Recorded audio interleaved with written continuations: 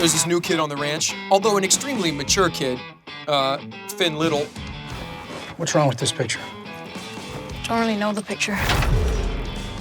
Finn is like such a good, competent actor. I was like, oh, finally, some kid that I can sort of show the ropes to. I'm gonna teach you a trick. Hey, pal, let me walk you through here. Hey, don't worry, buddy, I'm gonna take care of you. And like 15 minutes later, I'm like, do they hate me? And he's like rubbing my back, and he's like, no, Jeff, you're all right. Don't worry. He's Australian, that's my Australian accent. Very quickly, it turned out that he was better at all the things that I do than I am. In between setups, you guys like compete for like the crew's attention in that. Oh God, I wish that was a joke. I wish that was a joke. It's not at all. Eden Brolin sitting right there, and me and Finn are both like, hey Eden, did you see my card trick? Hey Eden, did you see what, I took a picture, do you want to see it? I was like, okay, with me and this kid, I'm the cool one. And then 5 minutes later, it was like, nope, I am still the low man. He's so cool. Do you have any advice for him for surviving in the bunkhouse? You walk in there with the horse. You clean up the shit. The first rule is always keep your resume dusted off and ready to send out, because you're probably not going to be here for very long. Yeah. And just don't pick any fights with anybody.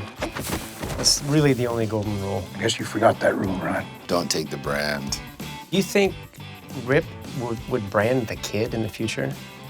Maybe way down the line, although Rip himself took the brand pretty young. But would he do that to his older young self?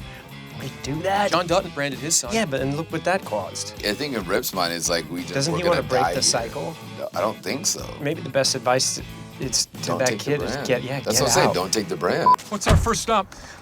Our first stop is shut the up, all right? I like to think that everyone rags on Jimmy out of love, but maybe it's just because Jimmy's annoying. Do you know how to shut the up? He like wants to be in that like group, that real. Because when he's in that truck, it's Travis and it's like two of the best riders in the world. And it's like, now where do I fit in with this? Yeah. Like, this is a long trip. Yeah, it's no longer like a gradient where I've got, my friends in the bunkhouse. There's a spectrum. There's no longer a spectrum. I think, though, every time you have someone ragging on you, all the way from the first season until now, even when it's new people like who are in that truck, the way that they say it, it always has that undertone of, we like this guy. Do you guys think that's why I'm so drawn to people who mistreat me? This is why we're all here today. Okay? There is no such thing as Bunkhouse Boys. No, this actually got canceled this season. This is an incredibly expensive intervention. We'd like to invite our therapist. Special guest. Come on out there. What are you dipshits doing? Travis, let me run and stop just once. You bet. For $300,000. We were on the ranch when, truckloads of real ultra professional cowboys show up with their performance horses. And I think we get to take a little bit more of an audience standpoint, because we can sit back and don't have to do anything, because it's total focus on them.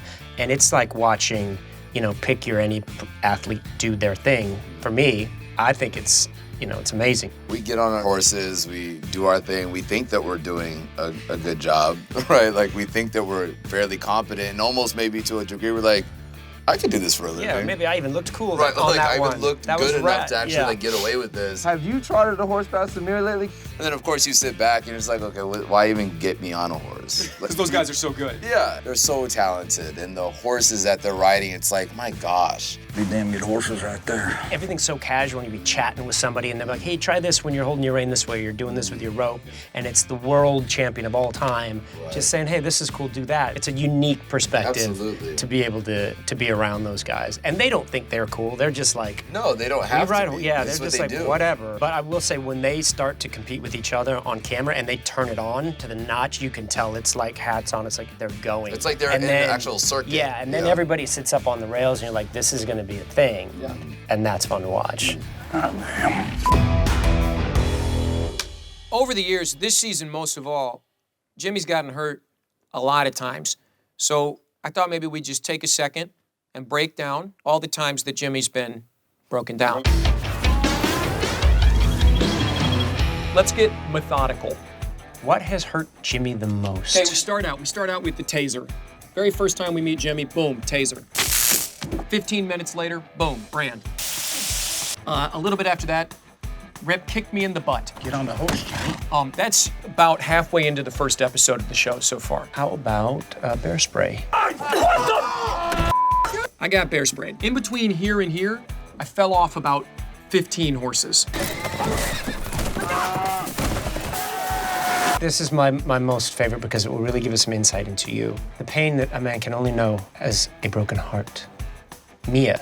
Don't forget Avery leaving before Mia left. Oh, I forgot. Don't forget my grandfather being killed. So broken heart, of course, but you also got broken back, Pelvis, weenie, arm, weenie. Oh, wait, we have another one. Sorry, we have an that was not on there. This seems silly now. Punched in the face. Yeah, that does seem silly. All right, let's get a ranking system going. So Jimmy's punched in pain the scale. face, that's least, That's least. right? That's like a 1. So Actually, okay, butt kick ties for number 1, because that butt kick, while it was humiliating, while it has a sort of component of humiliation, not quite as painful. Of course, I'd rather take a butt kick. okay. Taser might be, well, bear spray probably better than the taser, so we'll do number 2 there. Taser, maybe number 3. What about falling off a horse? There's been a Basically- series, there's been a lot of different falls off. That's like its Do you own even feel thing. those? It seems like as soon as you hit, you're unconscious. Fall off, we're gonna say like, that's like 4 through 7 maybe. Brand, I think, is like 8. There's one that's not listed on here. I'm quite certain that it's number 1. The pain of disappointing John Dutton. You broke your word to me, Jimmy. Disappointing JD, for a lot of people, that's a fatal injury. What would you say that says? That says, It says like dish? yeah, it would was gonna you say say? disappointing, but I got okay. distracted. Disappointing JD. 2-piece, nice. A lot of people forget You know that. what's real cowboy shit? Having legible penmanship. What about that lady on YouTube who said that my teeth have been getting yellower every season? Where would you say that ranks? Yellow teeth, shame, circle, circle, circle. No, I'm not in a very trusting mood, Tom. I think you need to show me. Then it becomes your trash, and you have to take it out. Mo's been around from the very beginning, and so it's such a joy this season to spend more time with him because we've gotten these little glimpses. That character has been revealed so patiently. He's been a soldier for Rainwater this whole time, and it's so fun to sort of reveal everything else about him, to see these other sides of him. He's the Rip to Dutton, to Rainwater. He's his version of him. Mo also influences the way that Dutton and Rainwater interact. You had honor when most wouldn't.